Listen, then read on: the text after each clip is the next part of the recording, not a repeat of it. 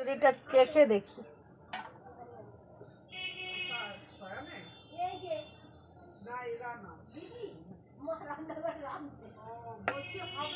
হবে 10 টাকা।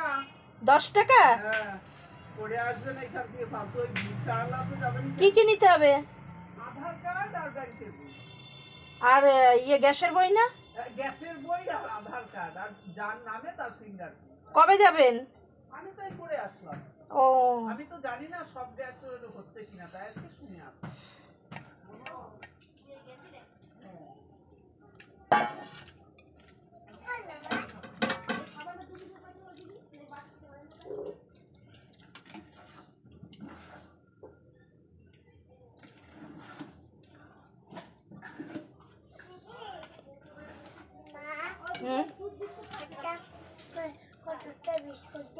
দারুণ।